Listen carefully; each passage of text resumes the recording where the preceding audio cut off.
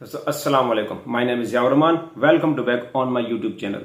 दोस्तों हम आज अपनी वीडियो जो बना रहे हैं वो प्रेजेंट परफेक्ट कंटिन्यू टेंस के ऊपर। ये कंटिन्यू थोड़ा सा डिफिकल्ट है, दूसरे टेंसों के मुकाबले में थोड़ा सा इसमें हमको थोड़ी सी परेशानी, आप लोगों को समझने में परेशानी हो सकती है, लेकिन मैं आपको निहायत ही आसानी से जैसा जैसा आपको कहूँगा वैसा वैसा आप उसको करते जाएंगे।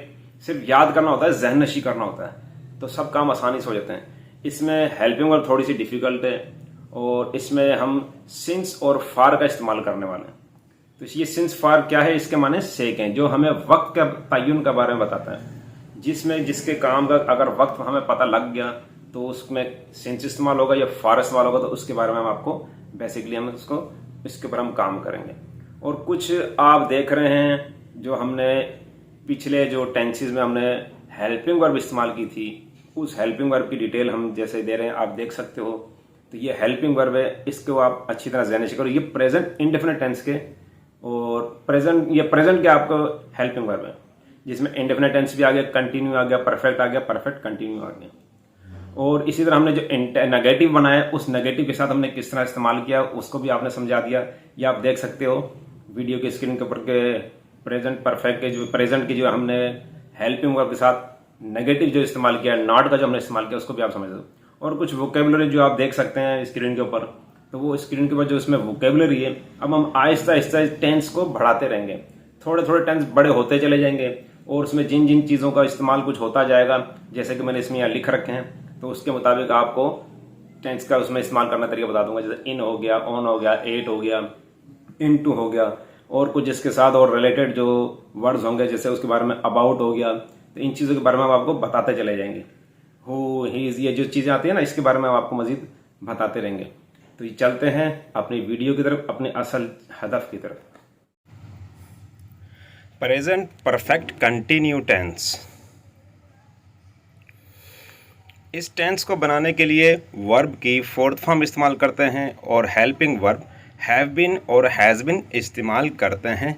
यह तरीका है।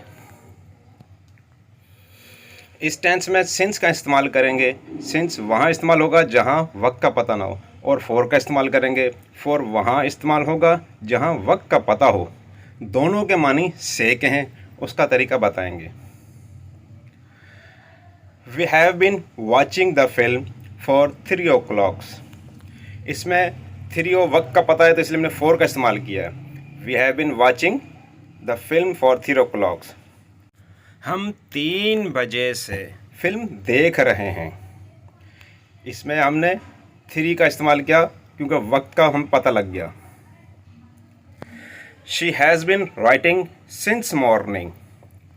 इसमें आप देखो मॉर्निंग सुबह से, तो इसमें वक्त का पता नहीं, बस सुबह से, ये नहीं पता कब से, बस सुबह से, तो हमें वक्त का पता नहीं, तो इसलिए हमने सिंस का इस्तेमाल किया। She has been writing since morning, वो सुबह से लिख रही है। You have been flying the kite since evening. तो सिंस का हमने इसलिए इस्तेमाल किया क्योंकि शाम से, अब वक्त का पता नहीं है, बस शाम से पता है, तो इसलिए हमने सिंस का इस्तेमाल किया। सब्जेक्ट के बाद हमने हेल्पिंग वर्ब हैव बीन का इस्तेमाल किया। You have been flying the kite since evening, आप शाम से पतंग उड़ा रहे हो। I have been teaching English grammar for 2 months। हमें यहाँ वक्त का पता लग गया 2 months, तो इसलिए हमने फॉर का इस्तेमाल किया। सब्जेक्ट के बाद हेल्पिंग वर्ब इस्तेमाल किया have been. I have been teaching English grammar for 2 months। मैं 2 महीनों से इंग्लिश ग्रामर सीख रहा हूँ। प्रेजेंट परफेक्ट कंटिन्यू का नेगेटिव सेंटेंस बनाएंगे।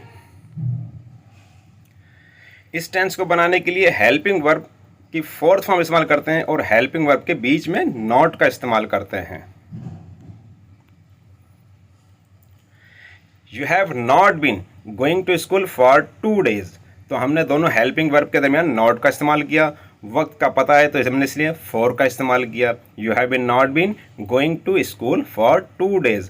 आप 2 दिनों से स्कूल नहीं जा रहे हैं। इस तरीके को आप अच्छी तरह समझ लें। They have not been coming to school since many days। अब यहाँ वक्त का हमें पता नहीं है, बस मैनी डेज काफ़ी दिनों से या कई दिनों से, तो इसलिए हमने सिंस का इस्तेमाल किया। तो हमने इसमें हेल्पिंग वर्ब के दरमियान नॉट का भी इस्तेमाल कर दिया। ये चीज़ आपके समझ में आ गई। तो इसका हम वो कई दिनों से स्कूल नहीं आ रहे हैं। He has not been talking with me for 3 years। यहाँ हमें टाइम का पता लग गया है, तो इसलिए हमने for का इस्तेमाल किया। टाइम का क्या था? 3 years। और दोनों हेल्पिंग वर्ब के दरमियान नॉट का इस्तेमाल किया। हैज़ और हैव का आपको पता लग चुका है कि हैज़ कहाँ इस्तेमाल होता है, हैव कहाँ इस्तेमाल होता है। वो 3 सालों से मुझसे बातें नहीं कर रहा है।